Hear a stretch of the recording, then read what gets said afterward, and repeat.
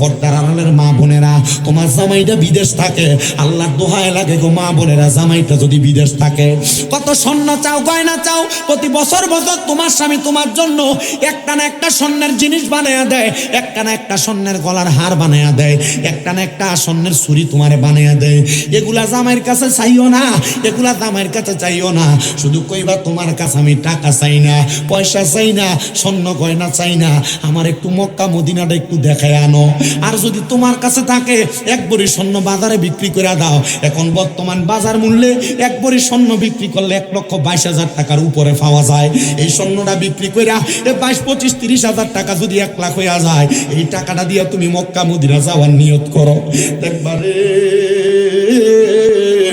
ও রিচির বাবারা, ওই মক্কার ঘরের সামনে গেলে তোমার কলিজাটা ঠান্ডা হয়ে যাইব। এই রিচি এলাকার পর্দার অন্তরালের মা, তোমার 1 ভরি 2 ভরি 3 ভরি 5 ভরি স্বর্ণ তুমি বানিয়া ঘরে রাখা দিছ না গো মা। এই স্বর্ণ দিয়া কোনো শান্তি না, না রে আব্বারা, এই জায়গা পয়সা জায়গা দিয়া টাকা পয়সা দিয়া শান্তি না। যদি জায়গা জমি থাকে একটা কোনা দিয়া বিক্রি কইরা ফুতের হাতে টাকাটা দিয়া কইবা, ফুতরে আমি তোর কাছে কিছু চাই না, এই জায়গা বেচার টাকাটা দিয়া আমি আব্বারে মরার আগে একবার মক্কা শরীফ পাঠা। এ বাবা, এ যুবক ভাইয়েরা, কত হাজার হাজার টাকা কামাই করো, কত লাখ লাখ টাকা কামাই করো, তোমার টাকা পয়সাগুলো তোমার মতো পড়া থাকবে, তুমি একদিন দুনিয়া থেকে বিদায় হইয়া যাইবা। ওই কক্সবাজার ট্যুরে যাওয়ার জন্য 10,000 টাকা বাজেট করো, মক্কা মদিনা যাইবার লাগে তো এখন একটা অ্যাকাউন্ট বানাও নাই, মক্কা মদিনা যাইবার লাগে তো একটা ব্যাংকে কটা টাকা ফালাও না। আমি তোমার কদমে হাত দিয়া বলবো রে যুবক, দুনিয়াটা শান্তির জায়গা না, শান্তির জায়গা না। শান্তি যদি পাইতে চাও, আশেকের আসল জান্নাত সোনার মদিনাটা দেখবার জন্য একটা বার তুমি নিয়ত করো। বলো হুজুর আমার মাসে বেতনই তো 10,000, 15,000 টাকা, আমি কেমনে যাবো? আমি বলবো তোমার চাকরির টাকা তাইকা মাসে 500 টাকা আলাদা করে রাখো, আর নিয়ত করো, নিয়াতুল মুমিনিন খায়রুম মিন আমালি, মুমিনের নিয়ত তার আমলের চাইতে উত্তম। খোদার কসম, খোদার কসম, যদি মক্কা মদিনা যাওয়ার আগে এই টাকা যদি তোমার জোগান না হয়, যদি তুমি মারা যাও, আমল নামায় মক্কা মদিনা সওয়াবটা পাইয়া যাইবা। ও বন্ধু, ওই মক্কা মদিনা যাওয়ার জন্য চেষ্টা করো বাজান রে। আমি আমার নবীর রওজার সামনে দাঁড়ায় দাঁড়ায় কইছি, আর রাসূলুল্লাহ নবী গো, ও দয়ার নবী, আপনার রওজা মুবারকে যেহেতু আমি সালামটা দিয়েই ফেলছি, নবী গো আপনার কাছ থেকে আমি চইলা যাব, কিন্তু বাংলাদেশের জমিনে ওয়াজ মাহফিলের ভিতরে কত জায়গায় সুন্নি মুসলমানদের কেলে আপনি নবীর উপর দুরুদ শরীফ পড়ি, আপনি নবীর গুণকীর্তন করি, আপনি নবীর উপর দুরুদ সালাম আদায় করি। ইয়া রাসূলুল্লাহ, ইয়া হাবিবাল্লাহ, নবী গো আপনি নবীর প্রতি যেহেতু আমরা এত দুরুদ আদায় করি, এ পাগলগুলা টাকা পয়সা ধন সম্পদের কারণে আপনি নবীর রওজা মুবারকের মধ্যে আসতে চায় না, আপনি নবীর রওজা মুবারকে আসতে পারে না। ও নবী, তাদের প্রত্যেকের মধ্যে একজনকে হইলেও প্রতি বছর একবার আপনার রওজা মুবারকে আসার তৌফিক দিয়েন।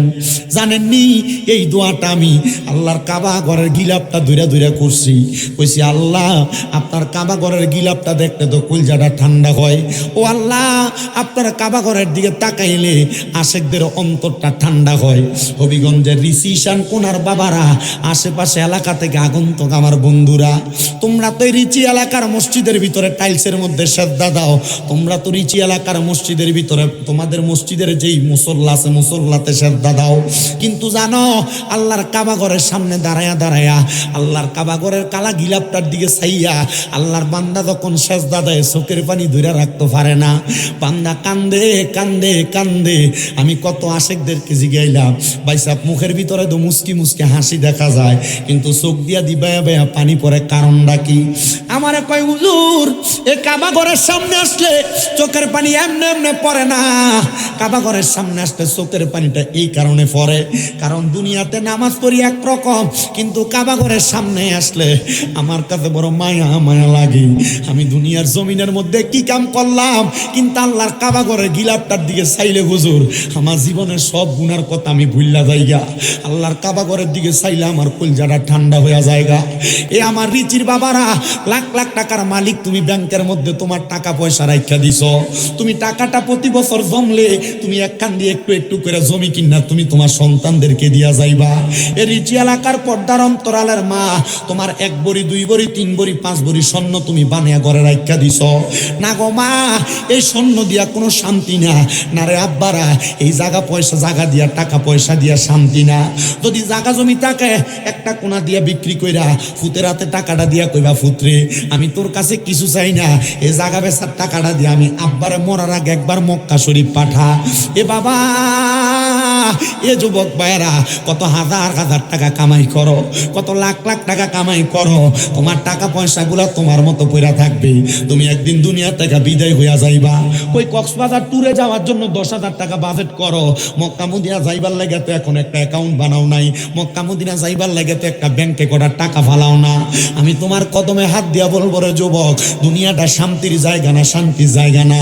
শান্তি যদি পাইতে চাও, আশেকের আসল জান্নাত সোনার মদিনাটা দেখবার জন্য একটা বার তুমি নিয়ত করো। বলো হুজুর আমার মাসে বেতনই তো 10,000 15,000 টাকা, আমি কেমনে যাবো? আমি বলবো তোমার চাকরির টাকা তাইকা মাসে 500 টাকা আলাদা করে রাখো, আর নিয়ত করো নিয়াতুল মুমিনিন খায়রুম মিন আমালি, মুমিনের নিয়ত তার আমলের চাইতে উত্তম।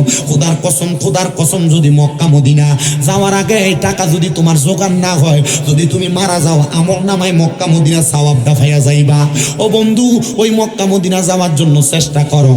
পর্দার আড়ালের মা বোনেরা, তোমার জামাইটা বিদেশ থাকে, আল্লাহর দোহায় লাগে গো মা বোনেরা, জামাইটা যদি বিদেশ থাকে, কত স্বর্ণ চাও, গয়না চাও, প্রতি বছর বছর তোমার স্বামী তোমার জন্য একটা না একটা স্বর্ণের জিনিস বানায়া দেয়, একটা না একটা স্বর্ণের গলার হার বানায়া দেয়, একটা না একটা স্বর্ণের ছুরি তোমারে বানায়া দেয়।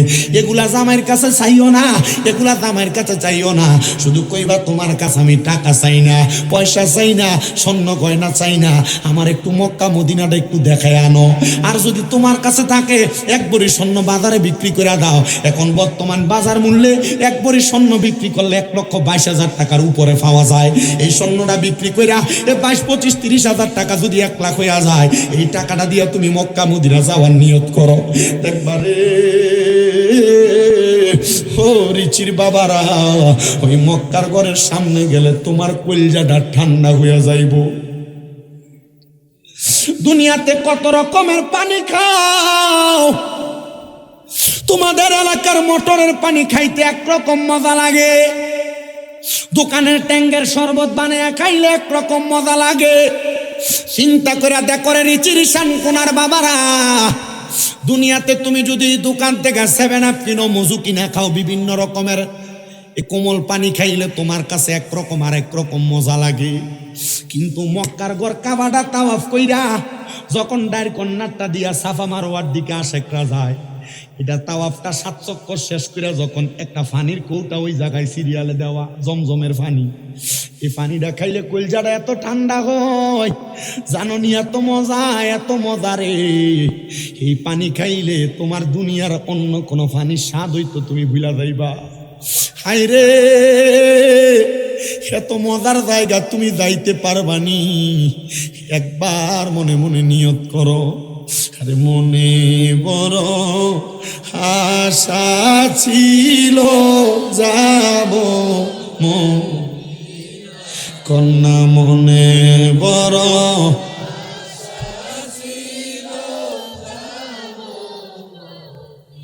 আল্লাহর কসম করে বলি, যেদিন আমি মক্কা মদিনাতে আসছি তারপর থেকে আমার মনটাতে শান্তি নাই। বলে হুজুর কারণ কি? কারণ সে জায়গায় গেলে আশেকের মনটা আর ধরে রাখতে পারে না। আমি চিন্তা করি মক্কায় নামাজ পড়তাম, মদিনায় নামাজ পড়তাম, কত ভাল লাগছে। আল্লাহ কখন জানি নিয়ে যাইবা। আমি আমার আল্লাহ তালার কাছে শুধু এই দোয়াটা করছি, আমি যে মক্কা মদিনা গেছি এমনি যাই নাই। লন্ডনের মঞ্চিস্টারে আমার একজন মা থাকে, মনোয়ারা খাতুন, উনি আমার সেই জায়গার মধ্যে নেওয়ার পরে কইছে এই জায়গাটা সুন্দর জায়গা, আল্লাহর বাড়ি দেখছো, ভাল লাগে।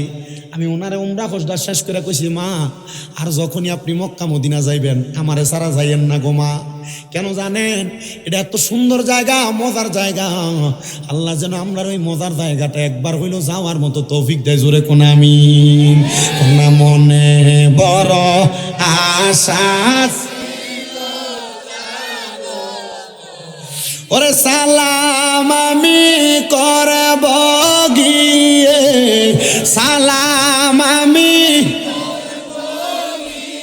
নবীজি রওজায়, মনে বড় আশা কাফেলাতে কে যাও তুমি, কে যাও মদিনায়, এ গরিবের সালাম দিও মদিনার বাদশায়, কইও গিয়া আমার সালাম কন্যা, কইও গিয়া লাম, কইও গিয়া আমার নবীজি রওজায়, মনে বড় যাব মদিনায়, বলেন মনে বড় যাব। ওরে আরব সাগর পারি দিব, নাই কই আমার তরি, পাখি নয় তো উড়ে যাব, ডানাতে বরে করি, বলেন আরব সাগর পারি দেব, নাই কই আমার তরি, পাখি নয় তো উড়ে যাব, ডানাতে বরে কর। আমার আশায় আছে সম্বল নাই, আশায় আছে করি কি পাই, মনে বড় আশা যাব। রে বোবার মতো করে রাখো না মনটা, মদিনা নবী রওজার সামনে গেলে বুঝবা ওই মদিনা নবী রওজা দেখতে কত সুন্দর। পাকিস্তানি মহিলারা দেখতাম রওজার বাইরে দাঁড়ায় দাঁড়ায় নবীজির মদিনা শরীফের সবুজ মিম্বরের দিকে যায় কান্দে। আমি চিন্তা করলাম কিন্তু এই কান্দা না, চোখের পানি কিন্তু আর নাই না, অনেক বেড়াই করে ভিতরে চোখের পানি আয় না। কথা কয় না কেন, কথা কন না কেন? এরা যে শুধু মদিনা শরীফের দিকে তাকায় তাকে কান্দে, মালয়েশিয়ান বেডারা এই মদিনা শরীফের দিকে তাকায় তাকে কান্দে। মোহাব্বতে একটু আমার সাথে কন না, মনে বড়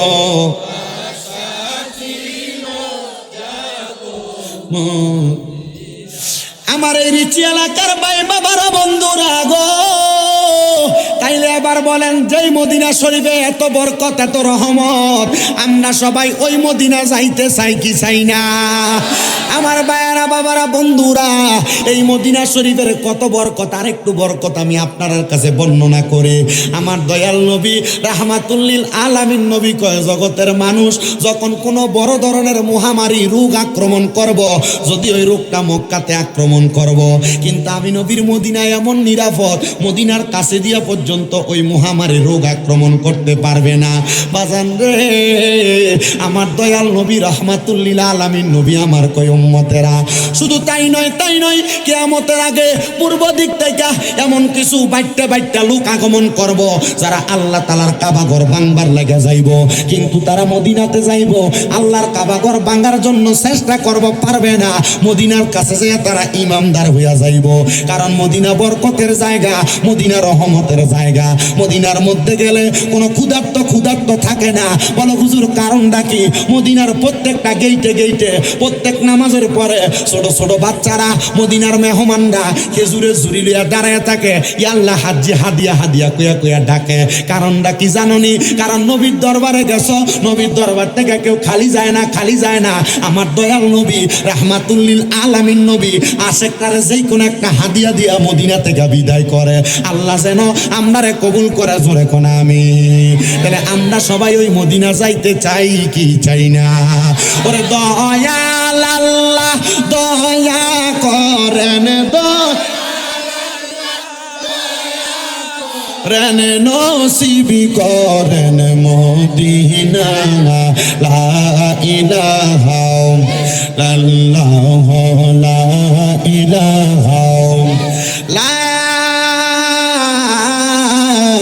ইলাহা ইল্লাল্লাহু মুহাম্মাদুর রাসূলুল্লাহ সাল্লাল্লাহু আলাইহি ওয়াসাল্লাম। আমার বাবারা, আপনারা কোন আমরা জীবনে গুনাহ আছে না নাই? আমি স্বীকার করলাম এই ঋষির মাহফিলের ফ্যান্ডেলের নিচে যারা যারা আছে সবার চাইতে নিকৃষ্ট গুনাহগার আমি শামীম রেজা। আপনার অসুবিধা আছে? আমি আমার গুনাহগার কইলাম। আমার নবী কয় দুনিয়াতে যেই ব্যক্তি তারে সবচাইতে ছোট মনে করব, গুনাহগার মনে করব, আমার আল্লাহ তারে তার দরবারে বড় হিসাবে কবুল করব। আমি কান্দুন না, নিয়ত করবেন, জীবুতরে করবেন তোরা জায়গা জমি দিয়া গেছি, এনতে তাড়াতাড়ি একটু বেচছে আমার মক্কা মদিনা থাকা, আল্লাহ যেন কবুল করে, আমিন কন। আমার বাবারা, বন্ধুরা, গভীর মনোযোগ, অন্তরের কানটা লাগে শুনবেন বাবারা। আমার দয়াল নবী রহমাতুল্লিল আলামিন নবীজির উম্মতেরা, আমি দাবি করলাম আমি গুনাহগার। পর্দার আলে মা বোন আছে না? হ্যাঁ, আমার মা বোনেরা, আমি আমার সবচেয়ে গুনাহগার মনে করলাম। আমি আপনাদের মতো একটা মায়ের গর্ভের সন্তান। আপনারা যারা আছেন যে কোনো না কোনো মায়ের গর্ভের সন্তান, কথা কোন ঠিক কিনা? বাবারে, জীবনে কত গুনাহ করছেন একবার চিন্তা করেন। আপনার নিজের দোষটা আপনারা কাউরে খোঁজার দরকার নাই। দেখবেন আপনি যখন কারোর দিকে আপনার একটা আঙ্গুল তুলবেন, নিচে দিয়া ছায়া দেখবেন 3টা আঙ্গুল কিন্তু আপনার দিকে ফিরা রয়েছে, কথা কয় না? এই জন্য আমি স্বীকার করলাম সবচাইতে বড় গুনাহগার আমি, সবচাইতে বড় বদকার আমি। আমার দাড়ি পাকা অনেক মুরব্বী বাবারা আছেন, যুবক ভাইরা আছেন, মুরব্বী বাবারা চিন্তা করেন, আপনার জীবনের গুনাহ যদি আপনার ফুটে দেখতো, আপনি বাপরে কিন্তু বাপ হইয়া পরিচয় দিত না। এ যুবক, লুকে লুকে কত গুনাহ করছো, গোপনে গোপনে কত গুনাহ করছো, গুনার কবর মা জানে না। যদি জানতো তোমারে ফুট কইয়া পরিচয় দিত না। এ পর্দার অন্তরালের মা, একবার চিন্তা কইরা দেখো, তোমার জীবনের গুনাহ যদি তোমার স্বামী দেখতো, স্ত্রী কইয়া পরিচয় দিত না, বড় জায়গা দিত না। এই রিসি এলাকার মধ্যে কোনো মানুষ যদি চুরি করে, রাস্তা দিয়া যাওয়ার সময় মানুষ তারে চোর কইয়া ডাক দেয়। চিন্তা করে দেখছেন নি আমার জীবনের এত গুনাহ, আমি যে মিছা কথা কই, আল্লাহ যদি আমার কপালে লিখতে দিত আমি মৃত্যু, তাহলে মানুষ আমার মিছা খোর কইয়া ডাকতো। যদি আমি বেনামাজি, আল্লাহ আমার কপালে লিখতে দিত আমি বেনামাজি, মানুষ আমার বেনামাজি কইয়া ডাকতো। আল্লাহ আমার তো মানুষ এডি কইয়া ডাকে না। ও আল্লাহ, আপনি আপনার গুনাহটি গোপন রাখছেন। আল্লাহ কয় বান্দা, হ্যাঁ গোপন রাখছি, বান্দা গুনাহ গোপন রাখছি, এই জন্যই তো তোমার বাহাদুরি, এই জন্য তো তোমার এত পাওয়ার, এই জন্য তোমার এত লম্বা লম্বা কথা। যদি তোমার গুনার খবর মানছে জানতো, তাহলে কিন্তু লম্বা লম্বা কথা বলতে পারতা না, বাহাদুরিও থাকতো না। আল্লাহ কয় বান্দা গুনাহ করছো, সিলিন্ডার করো। আমি আল্লাহ না কইছি লা তাকুনা তুমি রহমাতিল্লাহ, আমি আল্লাহ রহমত থেকে নিরাশ হইও না। ইন্নাল্লাহা, নিশ্চয় আমি আল্লাহ, ইয়াগফিরুজ যুনুবা জামিয়া, সকল প্রকার গুনাহগুলা ক্ষমা কইরা দেই। ইন্নাহু হুয়াল গফুরুর রহিম, নিশ্চয় তিনি আল্লাহ যিনি ক্ষমাশীল এবং দয়ালু। ওই আল্লাহ যদি ক্ষমাশীল হয়, দয়ালু হয়, আপনি যদি আপনার গুনার জন্য জীবনে একা একা একা একা কান্দেন, আমার আল্লাহ জীবনের গুনাহগুলা মাফ করতে পারে কি পারে না? ও বাবারা, আল্লাহ যেহেতু জীবনের গুনাহ মাফ করতে পারে, জবানটারে বন্ধ রাখবেন না, কারো জবানের দিকেও তাকাইবেন না, চোখটা বন্ধ করে দিয়া, কলবটার মধ্যে ধাক্কা দিয়া আল্লাহর হাবিব মুহাম্মাদুর রাসূলুল্লাহর দিকে কলবটা মুতাজ্জু করার আগে, আপনারা যারা এখানে বায়াতে রাসূল গ্রহণ করছেন, হক্কানি পীর মাশায়েখের হাতে হাত রেখে বায়াত নিছেন, ওই পীরের কলবের সাথে আপনার কলব দ্বারা মুতাজ্জু করবেন, ওনাকে স্মরণ করবেন। ওনার কলবটা তরিকতের ইমাম খাজা গরিবে নওয়াজ হযরতে আব্দুল কাদের জিলানী, বাহাউদ্দিন নকশবন্দি, মুজাদ্দেদে আলফেসানি, যে কোনো একজনের কলবের সাথে মিলিত হয়ে যাবে, তখন ওই কলবটা আমার রাসূলের সাথে একটা মুতাজ্জু কানেকশন হয়ে যাবে। কারণ কুলুবিল মুমিনিনা আরশিল, এটা তো মিলান লাগবো। এই কলবটারে মিলায়া চোখটা বন্ধ কইরা আমার আল্লাহর একটু এসমে জাতের জিকির করেন। আল্লাহ আল্লাহ আল্লাহ আল্লাহ আল্লাহ আল্লাহ আল্লাহ আল্লাহ আল্লাহ আল্লাহ, ইকু বন্ধ করবে না। আল্লাহ আল্লাহ আল্লাহ আল্লাহ আল্লাহ আল্লাহ, মাহবুদ মাওলা নামটি সদা, মাহবুদ মাওলা নামটি সদা থাকে অন্তরে, রহমান নামের খাতিরে মাফ করো আমরা রে মারহাবা। আল্লাহ আল্লাহ আল্লাহ আল্লাহ আল্লাহ, মাহবুদ মাওলা নামটি সদা, মাহবুদ মাওলা নামটি সদা জপে অন্তরে, আমরার গুনাহ মাফ কইরা দাও সেই নামের খাতিরে মারহাবা। আল্লাহ আল্লাহ রহমান রহিম নামটি তো আছে জানা আমরা বান্দার মারহাবা। সেই নামেরি ওসিলাতে, সেই নামেরি ওসিলাতে মাফ করো আমারে, রহমান নামের ওসিলাতে মাফ করো আমরা রে। মারহাবা আল্লাহ আল্লাহ। নবী সারা আপন কে গনা, হাই রে মুমিন ভাই, নবী সারা আপন কে গনা। মারহাবা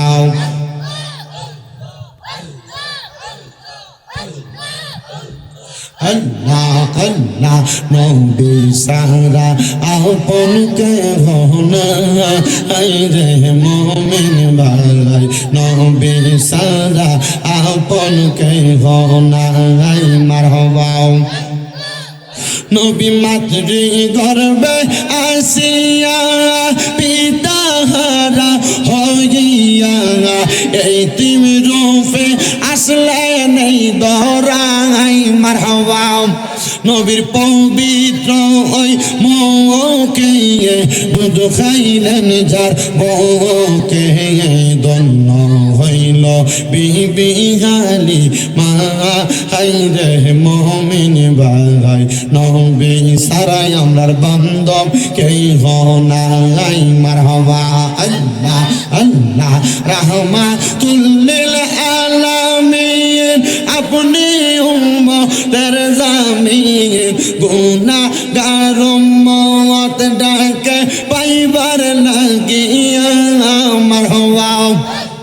কবর হাসর মিজানে তোরাইবেন আমরা রে, দয়া করে কবুল করবাইনি ও গো নবীজি, আপনি সারা আপন কে নাই। মারহাবা।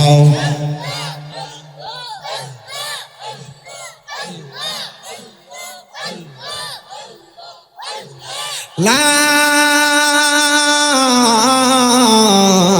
ইলাহা ইল্লাল্লাহু মুহাম্মাদুর রাসূলুল্লাহ সাল্লাল্লাহু আলাইহি ওয়াসাল্লাম। সবাই পড়ি আলহামদুলিল্লাহ।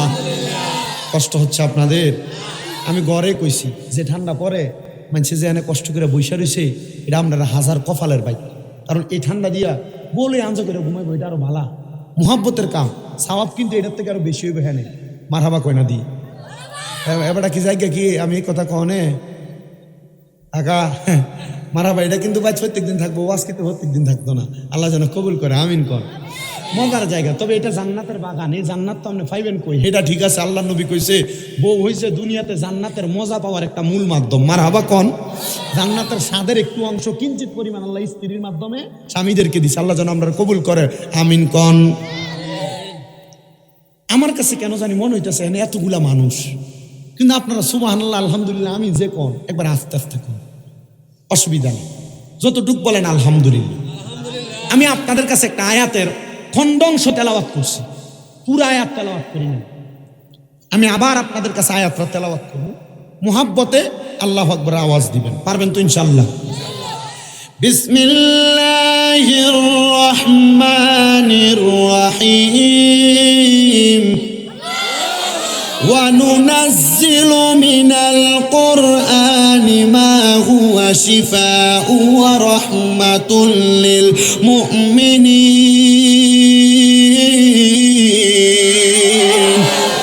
জবান খুলে বলেন ঘোষণাকার। আমার বাবারা, আলোচনা এখন থেকে শুরু হয়ে যাচ্ছে। আল্লাহ তাআলা কোরআনুল কারীমের মধ্যে বলেন, ওয়ানুনাজ্জিলু মিনাল কোরআনি, আমি অবতীর্ণ করেছি কোরআন, মা হুয়া শিফাউ, এটার আরোগ্য লাভের মাধ্যম হিসাবে, ও রাহমাতুল লিল মুমিনিন, মুমিনদের জন্য বরকত এবং রহমত হিসাবে। সুবহানাল্লাহ। আয়াতে কারিমার সরল অনুবাদ হইল ওয়ানুনাজ্জিলু মিনাল কুরআনি মা হুয়া শিফা ওয়া রাহমাতুল লিল মুমিনিন। আমার আল্লাহ কয় আমি কোরআন নাজিল করলাম মুমিনদের জন্য শেফা এবং রহমত হিসেবে।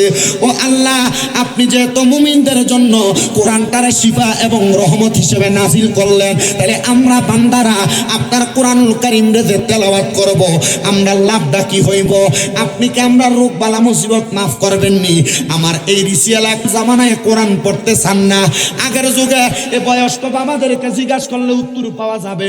ফজরের নামাজ পড়া ঘরের আনাসে কানাসে দিয়ে হাঁটলে এই ঘর থেকে ওই ঘর থেকে গুনগুন গুনগুন কোরআন তেলাওয়াতের আওয়াজ শোনা যাইতো। আর এখন কালা বেরিয়েতে নাকের ঘুমাইন আওয়াজ শোনা যায়। কথা কন না কেরে?